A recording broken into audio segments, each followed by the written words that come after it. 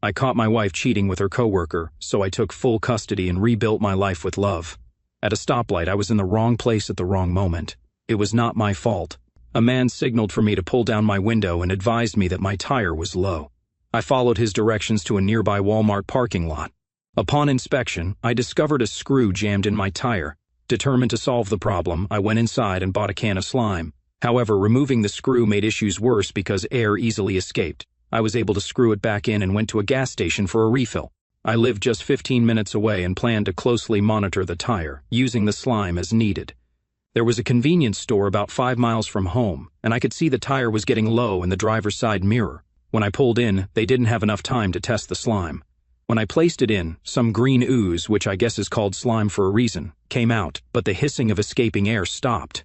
I was about to get back in my car when I saw a pickup truck come in. It was one of those massive vehicles with gigantic tires. It sat so high that you'd need a ladder to enter. A tall blonde man walked out, wearing cowboy boots and a massive belt buckle. I giggled briefly, but it died around halfway through.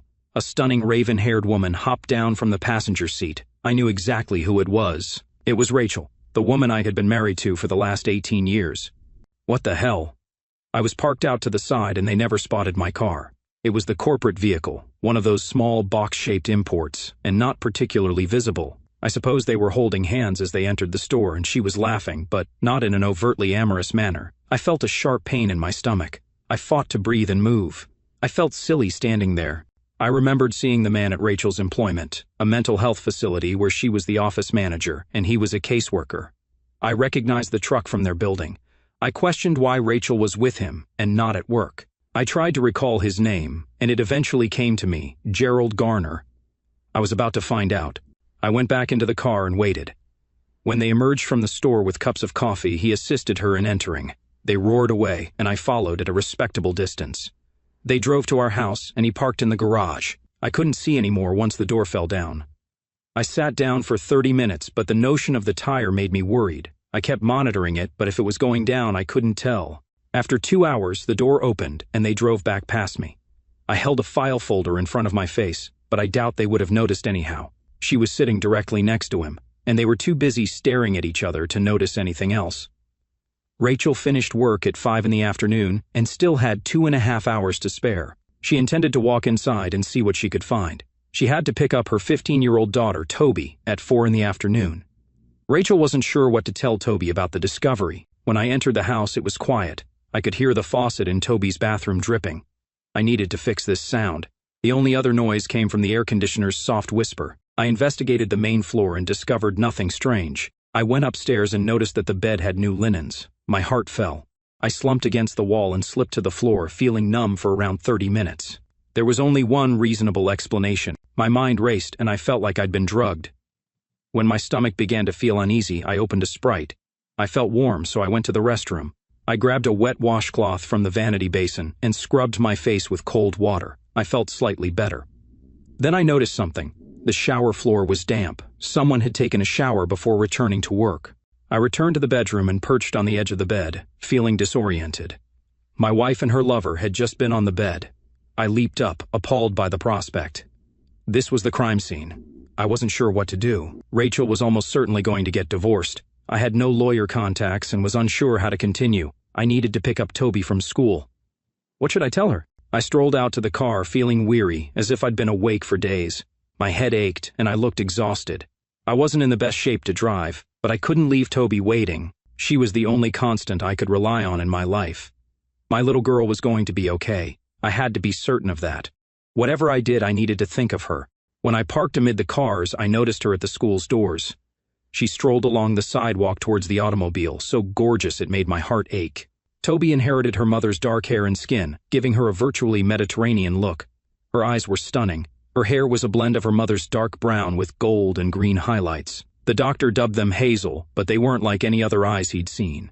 Toby stood tall with the same long honey-brown legs and attractiveness as her father. She opened the back door and put her backpack inside before getting into the car. She leaned forward to kiss her father, but then saw his anxious expression. "Dad, what's wrong?" she inquired, her voice increasing with terror. Toby needed an explanation. "I'm okay, Kitty," I said. "Nobody is harmed, sick, or anything. I need to talk to you, Toby. Let's go to the park, and I'll just hold you and talk to you for a minute." Please don't ask me any more questions till we get there, okay? Dad, but you're kind of terrifying me, she admitted. I understand, kitten, but everything is going to be well, I informed her, hoping that it was not a falsehood. It only took us approximately 5 minutes to reach the park. I'd pushed her on the swings 1,000 times. Rachel and I had sat on the benches and watched her play with the equipment. Happier moments. Was that what my life was going to be like, just thinking of happier days? We sat on the bench, her hand in mine. Our arms swung as we walked, a gesture she recognized from her upbringing. When we sat down, she encouraged me to speak. Just tell me, Dad. I can handle it. I hesitated, unsure whether I could. I'm not sure I can, I responded. I recounted all I had witnessed, everything I felt, and tears streamed down my cheeks. She grasped my hand, bringing me comfort. When I finished, she snuggled into me. It doesn't sound good, Dad, she said. We should go home and ask Mom about it. We don't know enough. We need to talk to her. I kissed the top of her head, my heart filled with pride. My infant was far braver than I was. She pulled my hand until I got up. Want to drive? I asked her. Her eyes gleamed. She had just received her learner's permit. As she thought, a cloud passed across her gorgeous eyes, but it passed swiftly. She drove cautiously home, and Rachel's car was in the garage. This was it. She greeted us at the entrance with hugs and kisses for all of us. You would have assumed she was not a cheater. Either she was an Oscar-winning actor or I misinterpreted the entire thing. You two, why don't we order takeout tonight? She asked. My reward? I believe we only need to chat with you for a minute, Mom, Toby said. Okay, is everything okay, baby? I don't know, Toby said. Let's find out. We entered the room and I sat on the sofa beside Toby. Rachel chose the uncomfortable chair she had been admiring. What's on your mind? She queried, with no concern on her face. How was your day? I asked. She glanced at me quizzically. Just the usual stuff, she responded. A medicine rep delivered lunch from the onion dumpster and I hardly had time to myself. Why are you asking? I was wondering if you spent the day at the office, Toby inquired. Of course I did, she replied. Why are there so many questions? What's happening? Were you in this residence with Jerry Garner this afternoon? I inquired. Her face became pale. Absolutely not, she insisted. Are you accusing me of anything, Oliver? I saw you, I told her. What didn't you see anything? She stammered. What are you aiming to accomplish? He's lying, Toby, she said. I was in the office all day. No, Mom, I don't believe he's lying, Toby said. I believe you are lying. I will not be asking Angel. She would lie for you, Rachel stated.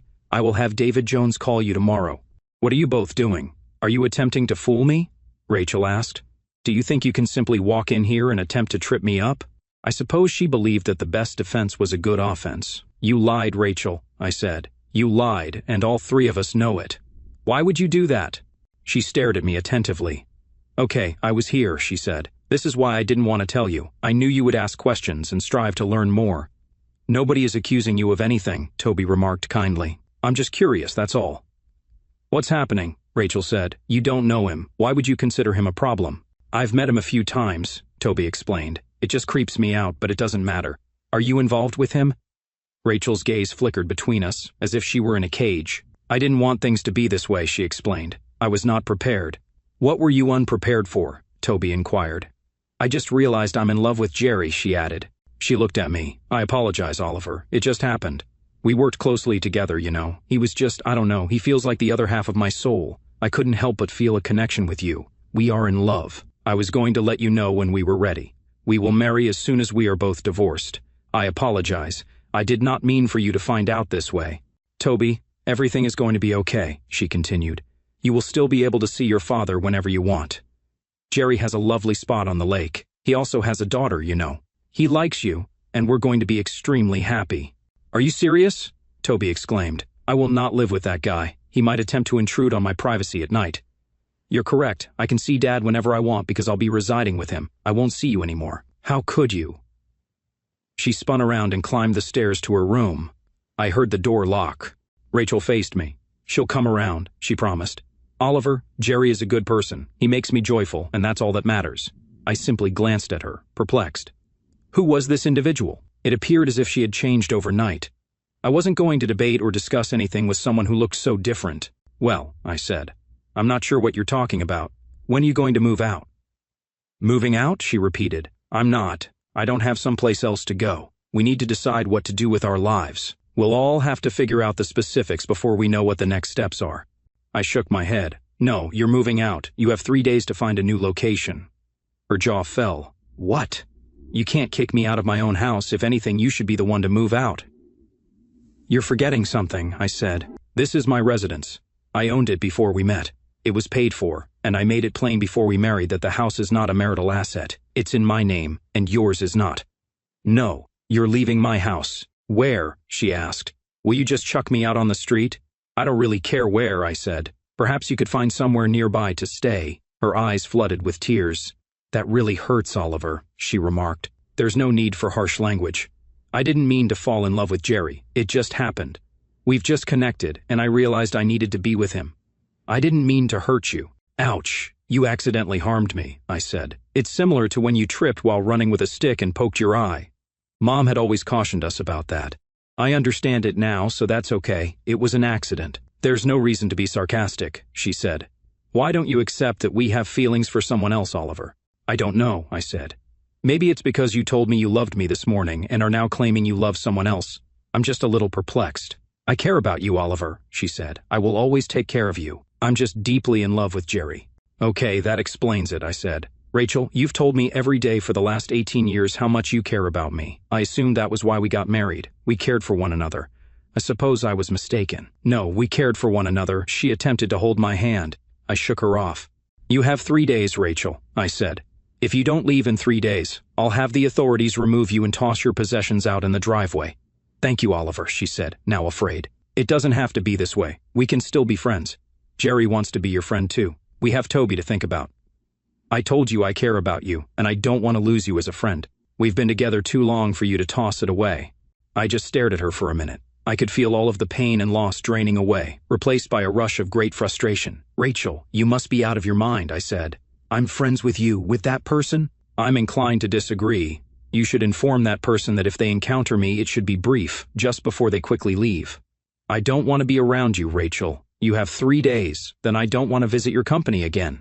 I'll consult with a lawyer in the morning, and you'll have your separation as soon as possible. I turned and headed to the bedroom, leaving her standing there making noises. They were only noises to me. She followed me, chatting about friends as I carried her items into the other bedroom. The closet was full of her clothing, and I carefully brought an armful to the spare bedroom and hung them up. She continued to follow me, talking on as she attempted to put up the clothing. I took advantage of the moment and left the room, locking the door behind me. I heard her footsteps in the corridor, but she couldn't enter. A few minutes later, Toby texted me, "Are you okay, Dad?" I replied, "Yes, kitten, you?" She responded, "No, but I'll be fine. Love you." I sent a text, "If you need anything, please text me." "Take me to school in the morning?" she asked. I don't want to be in the car with her. "Okay," I replied. I climbed into bed and slept there for hours, trying to figure out what I needed to do. I must have drifted off about 3 in the morning, and then my phone alarm went off. I got up, took a shower, and contacted my boss. I informed him that I was getting a divorce and needed a few days off. He advised me to take as long as I needed, and made all the right sounds about how sorry he was. I made coffee, drank a cup, then prepared breakfast for myself and Toby. She arrived on time, looking as stunning as always. Toby soon completed her dinner. Rachel joined us and had some coffee. We didn't engage with her. It was time for Toby's school, and Rachel questioned if she was prepared. Toby questioned me, "Ready, Dad?" Jingling the keys, she grabbed her backpack. "All right, act like kids if it makes you happy," Rachel said, walking away. She grabbed her handbag, flashed a peek back, and went. I took Toby to school, watching her kiss me farewell before entering. I thought of my friend Dan, recently divorced, and contemplated calling him to ask about his attorney. He didn't propose his lawyer. Instead, he told me I should employ his wife's lawyer. I noted the name and located the phone number. When I called, a woman answered and placed me on hold. After I expressed my desire, she agreed to meet me that afternoon, so I proceeded as usual. Our assets were restricted, so there wasn't much I could do about that. I could, however, stop her from racking up credit card debts, so I called and reduced the card limit to $1,500. This would also influence my spending, but I refused to fund her scheme. My appointment with Elizabeth Baxter did not begin well. She made some inaccurate assumptions which needed to be corrected before we could move forward. She assumed I was leaving Rachel for someone fresh. "You are mistaken," I explained. "Rachel is having an affair with a married coworker. They intend to divorce and marry one another." Elizabeth apologized. "I will not represent anyone participating in conduct that doesn't sit well with me," she said. "I understand," I responded. "Our kid is involved, and I'd like to minimize the impact on her. Is it possible for me to get custody of her?" "It's conceivable," she explained. "In theory, either parent is equally likely to acquire custody. In practice, dads are rarely granted custody, particularly of female children. How old is she, and will she want to stay with you? She stated she did, and she is 15, I said.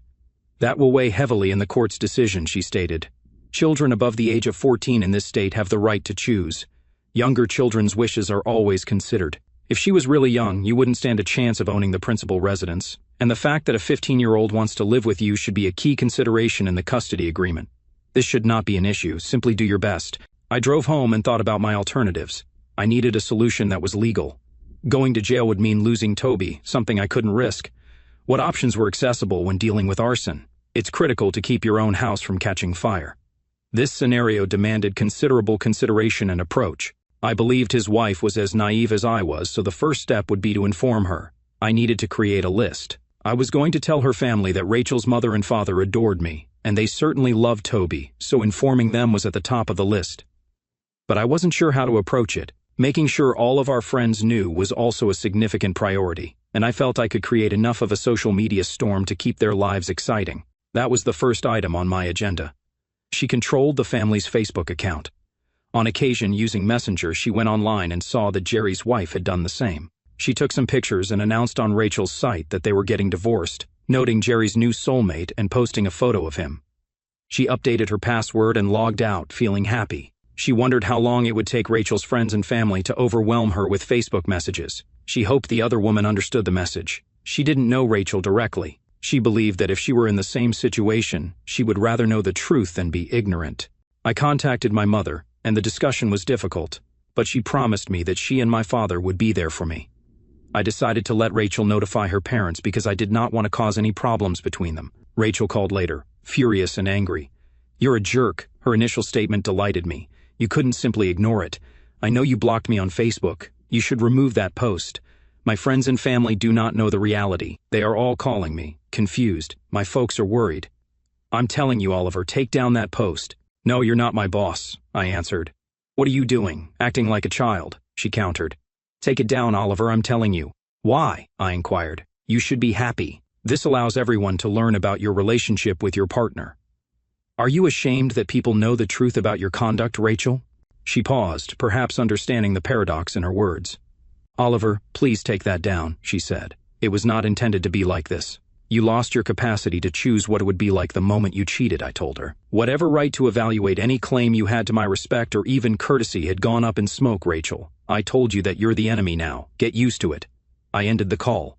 My phone buzzed again instantly, but I ignored it. It was time to pick up Toby. I told Toby about the conclusion of my conversation with Elizabeth Baxter, and while she was relieved that she would almost certainly be with me, she was not happy in general. "What's wrong with her father?" she asked. "I know you adore her, but she's always been a touch weird. I never felt like she was an adult, not like you, anyway. It's always seemed like you had two children, her and me."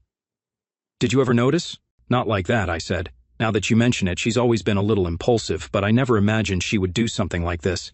"Well, we'll just have to make the best of it," she explained. "Dad, I never want to be in the same house as that person without you present. I don't care what you need to do, make sure this doesn't happen, okay?" "I'll do my best," I agreed. We picked up pizza on the way home, and I was just finishing my second slice when my phone rang. It was Bob, Rachel's father. I was not looking forward to this. I told Toby who it was, and she instructed me to put it on speaker. He got right to the point. "Oliver, I'm not sure what occurred, but Rachel came here last night and asked if she could remain. Do you understand why she did that?" "Have you asked her?" I inquired. "She claimed you kicked her out," he said. "Actually, I did, but has she told you why?" "No, she stated she would explain later, but she wasn't prepared," he said. "Shouldn't we wait until she explains?" "Can't you just tell me?" he inquired. "Rachel has been having an affair with her coworker Jerry Garner," I explained. "He intends to divorce his wife, and she was preparing to divorce me, and they are involved with each other." "That's unbelievable, Oliver," he said. "How do you know that?" "I saw them together yesterday," I said. "Furthermore, she informed me personally." "Are you sure you didn't misunderstand?" he asked. Toby addressed her grandfather. "Hello, Grandpa. I've been listening. Dad has put you on speaker. There's no confusion. I was present when she told him. I apologize, Grandpa. I love you." When he spoke again, I could hear her sobbing. His voice cracked. "Don't cry, love bug. Please, just be strong, okay? I also love you, and so does Grandma." "Oliver," he continued, I'll try to talk some sense into your mom. Yes, I apologize, Bob. Don't worry about Toby. You're her grandparents, and nothing can ever change that. I know you love Rachel and will do whatever it takes. I have more respect for you than I can express.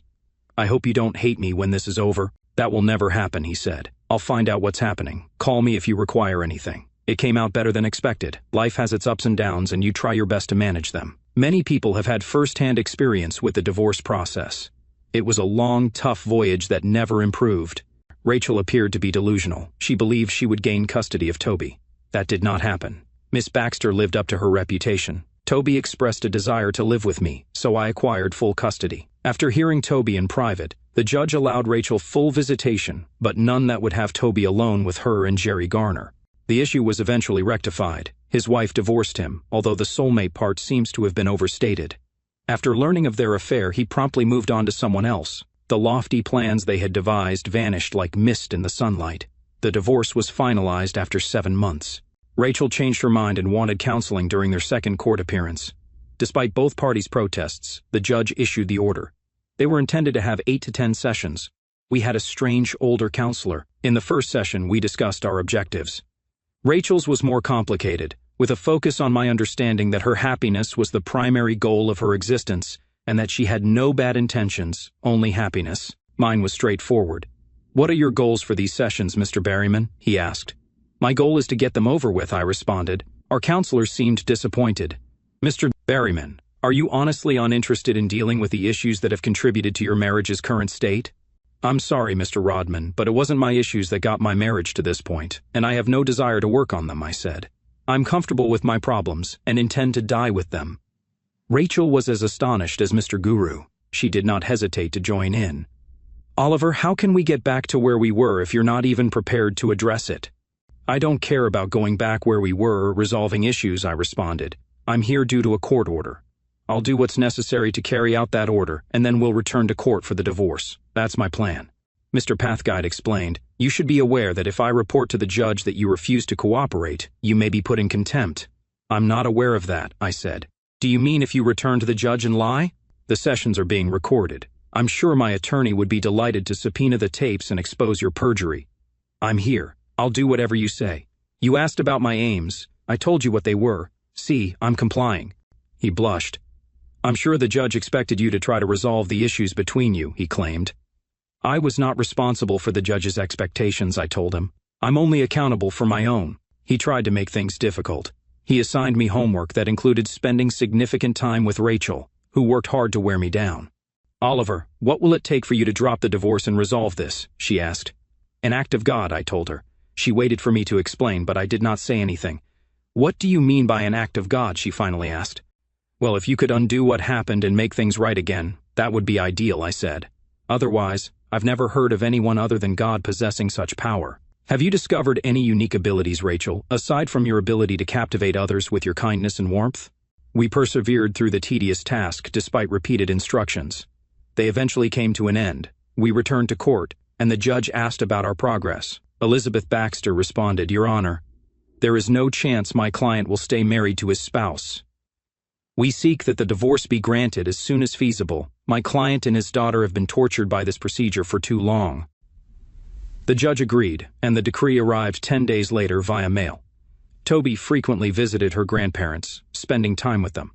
Rachel occasionally scheduled activities with Toby, but they were never consistent. Toby spent time with her pals, and Sabrina, a petite blonde girl, was at the top of her list. Sabrina seemed to live alongside them and was as sweet as honey. Toby and Sabrina involved me in their activities during summer break. They enjoyed water skiing and would frequently spend Saturdays at neighboring lakes. They owned a boat and an RV. On Monday, they requested to spend the weekend at the lake with a free schedule. It was an agreeable plan. Toby and Sabrina prepared and packed for Thursday. On a Friday afternoon, a red Jeep Cherokee arrived in our driveway. Sabrina exited the van, followed by another woman who looked almost identical to her. Toby embraced her with a loving hug. Dad, this is Julie, Sabrina's mother, Toby introduced. Julie shook my hand and said, Oliver, nice to meet you. The girls told me about you. Thank you for inviting me to join you this weekend. She smiled playfully, and I realized where Sabrina got her appeal. I looked across to Toby, who gave me a harsh look. My legs felt weak, and I knew I had to surrender. My weakness deepened when I looked at Sabrina, and she raised an eyebrow. It's going to be a blast, I reassured Julie while regaining my composure. We always have a wonderful time. She was not oblivious. She looked between me and the girls, then back at me. Oh my goodness, she said. Didn't you know, girls? She didn't have time to say more. She was overwhelmed in a flood of hugs, kisses, and entreaties. Mom, don't worry about it, Sabrina said. We're going to have so much fun. It's okay, Julie, Toby continued. Dad will love you as much as I do, and he's a great guy. Look how we just got along. She untangled herself and gazed at them. You go sit on the porch and I'll talk to Oliver, she said. They showed some reluctance and she replied, now. They took her seriously and left. I'm so sorry, Oliver. I had no idea, she replied. I'm going to take Sabrina and leave. She's going to be grounded for a month. God, this is embarrassing. She appeared so small and humiliated that I came forward and made a consoling gesture. She stiffened at first and then relaxed. Yes, this is embarrassing, I said. They are quite naughty, but you and I both know there's no danger in them. Let's just focus on it. She grinned up at me. God, she was adorable. No, I'm not married, she replied. Do you believe that's what this is about? I'm almost certain, I said. Here's the deal. You've packed, you finished your weekend. It will be beautiful at the lake. I'm not a bad guy. You're aware of this since you've spent time with Toby. Let's play along. It will be enjoyable. We might change them a little. What say you?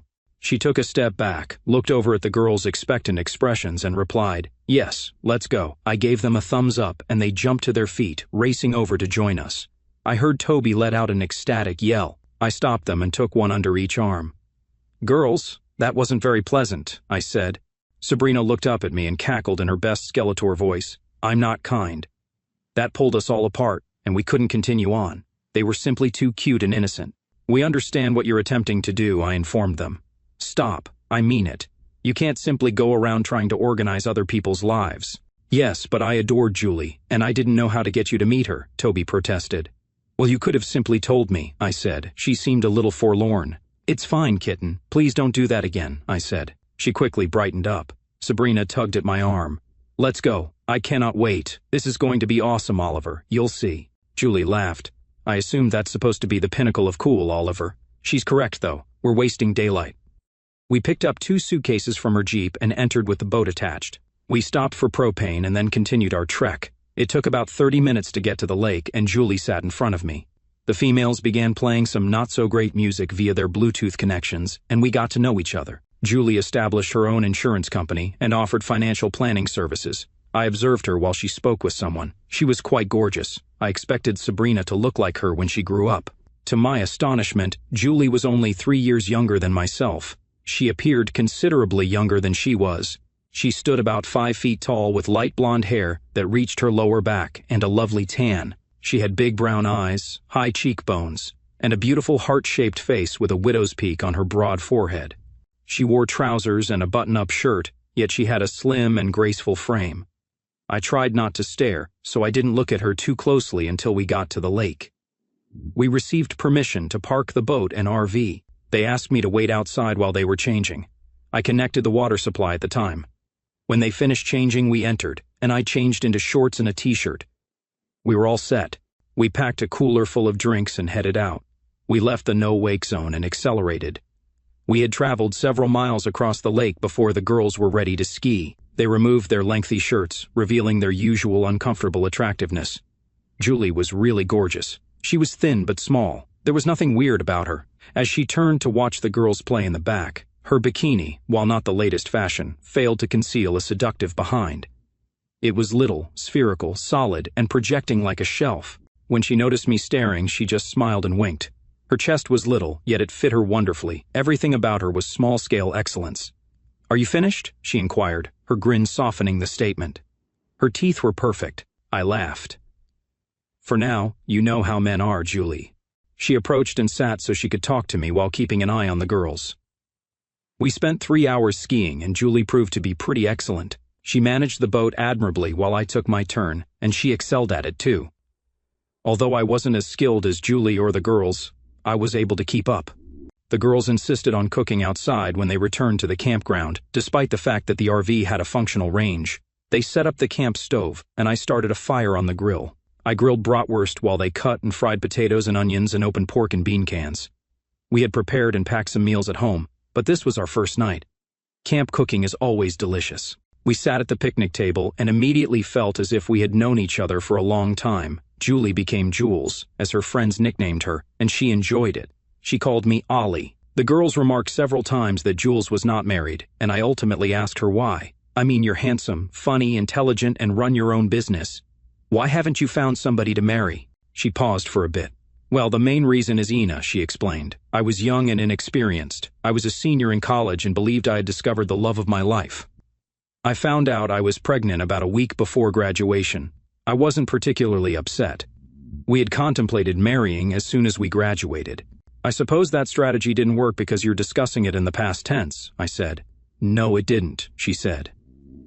3 days after telling Brad, I discovered that he had been cheating on me for a month. I dumped him and have never looked back.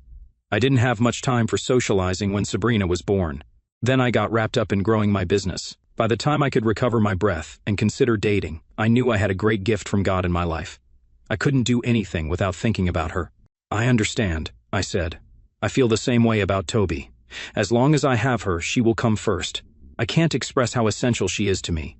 She's all that has kept me sane over the last 18 months. She gently touched my arm. I understand, she replied. She confides in Sabrina and myself. I apologize, Ollie. Life is not always easy. We both agreed. We looked up and saw 2 pairs of warm, friendly eyes gazing at us. They were having a calm talk. We sat in foldable chairs under the awning's canopy. I care about your daughter, I shared with all of her time spent with us. She feels like a member of our family. She feels the same way, she said. She told me that you're like the father she never had. Her eyes welled up with emotion, and a single tear slipped down her cheek.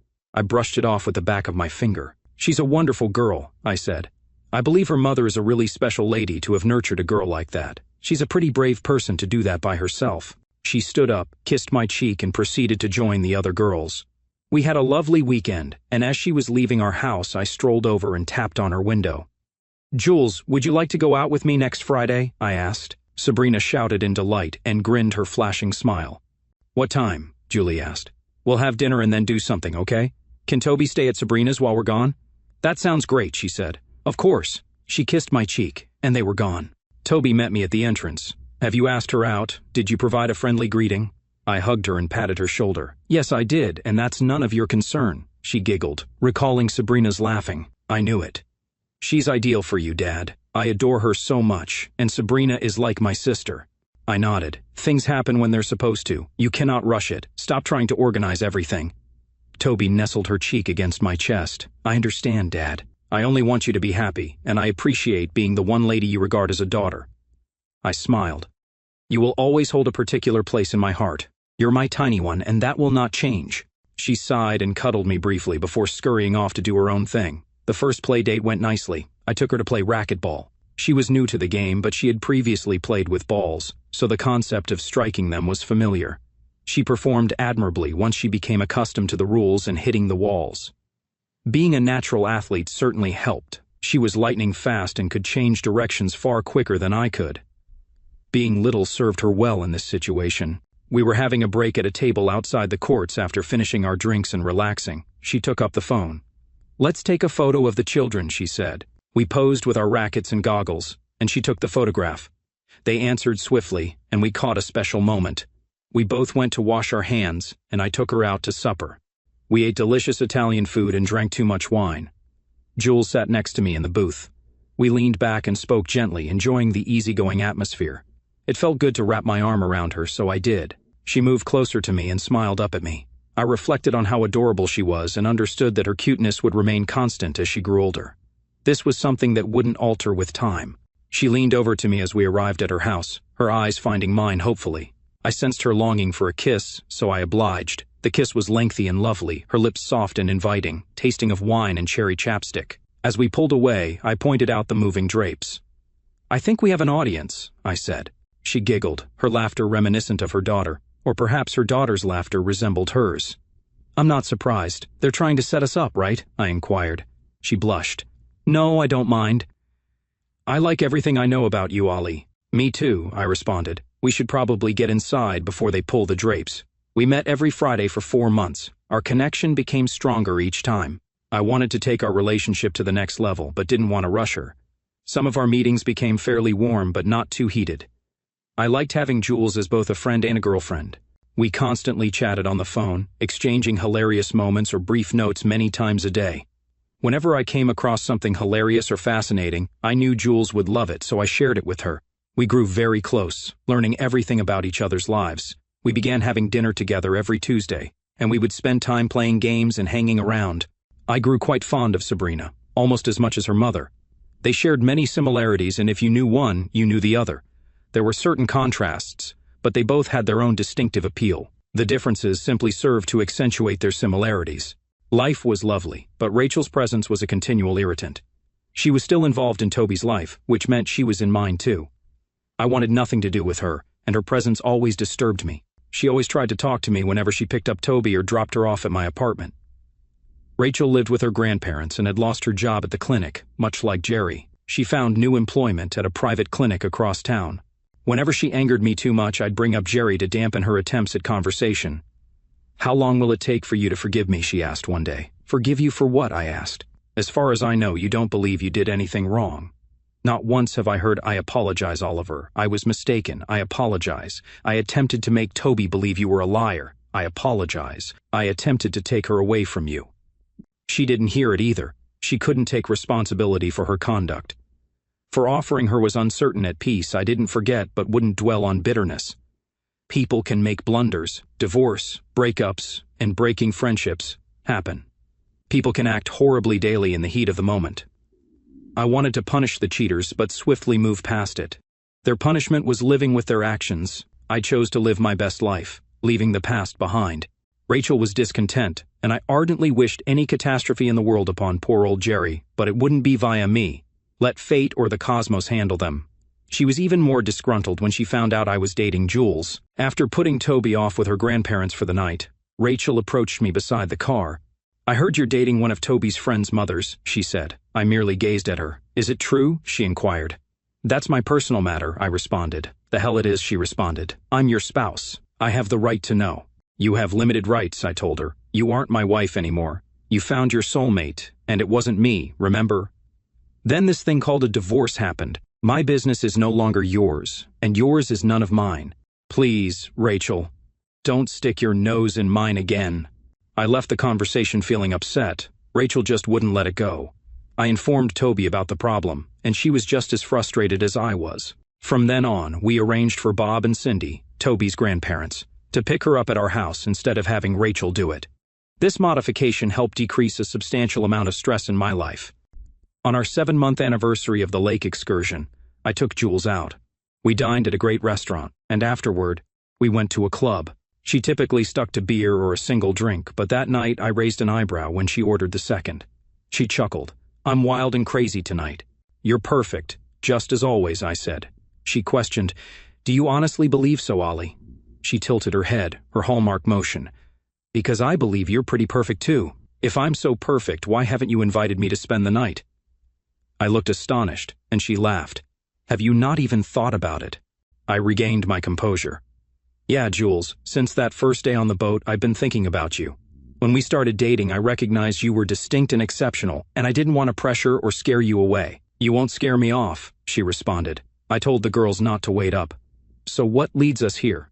Do you want to spend the night with me?" I inquired. She flushed as she took my hand and allowed me to help her stand up.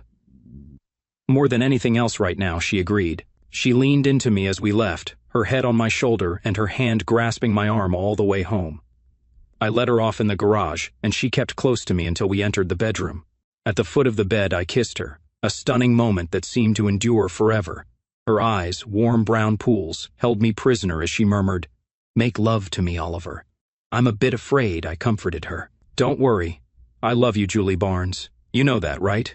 "I assumed you did," she answered quietly. I needed to hear it. "I love you too, Oliver."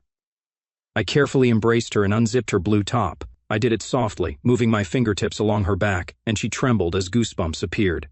When I reached the tiny dip at the base of her back, close to her waist, I halted and massaged her there. She shivered again. Her skin felt silky, like satin, and I slipped the shirt from her shoulders, permitting it to glide down her body past her chest and hips. She wasn't wearing a bra, and it wasn't required. Her form wasn't too endowed, but it was well proportioned and complemented her body. Excessive size would have appeared weird on her. They seemed larger than they actually were due to her stature and the way they stood erect and confident.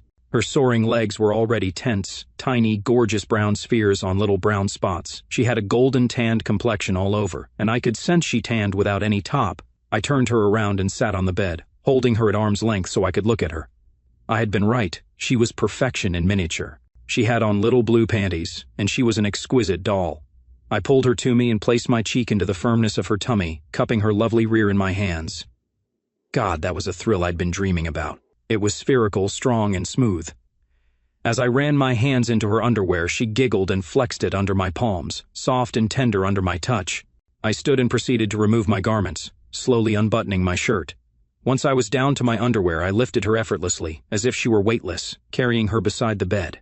I laid her on the mattress gently. We then embraced each other, sharing a sensitive and passionate moment. I slowly touched her, feeling the soft curls and warmth, prompting her to gasp. I removed her panties, appreciating her bare figure in the bed. She appeared like a beautiful angel with her light hair framing her face. I wanted to investigate more, but she stopped me. Later, Oliver. I'm ready and eager. It's been so long for me. There was no objection from me. I took off my briefs and she gasped, gripping my firmness in her hands.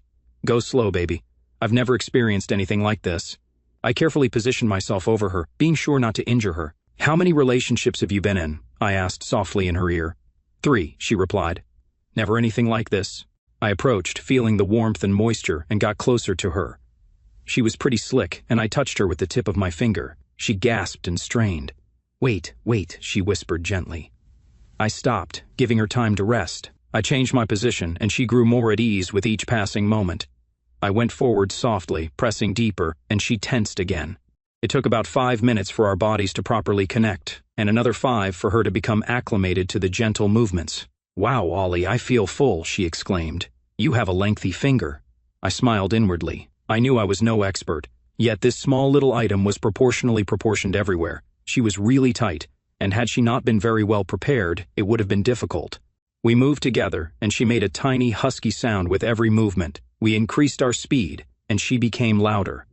Her whole body went into action, and I found myself in an unbelievable experience. She was so active, so athletic, and she poured everything she had into expressing love, just like she did everything else in life. I knew I wasn't going to last long in this incredible experience, and that was a good thing. It was thrilling. Just as I couldn't sustain it any longer, I felt the tension in her body build to a climax, then fade. She let out a little sigh and curved her back, expressing her enthusiasm as we achieved our peak together, putting our energy into the moment. We danced and bonded, finally winding down and finding our slumber. I bent over her, using my forearms for support, and we enjoyed a poignant moment, exchanging our affection. The entire time, she continued to have contractions around me, generating a sense of intimacy even when our thrill had faded. We fell asleep in each other's arms and twice during the night had a loving embrace, once when I initiated it and once when she did. I woke the next morning, lying on my back with a smile on my face, her hair covering us and her cheek pillowed in the hollow of my shoulder. She opened her eyes and stared at me. I belong here, Ollie, she said.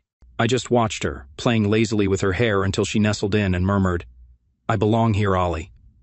I know, I said. Would you like to wake up here every morning? She brought her little left hand up between our faces and wiggled her fingers.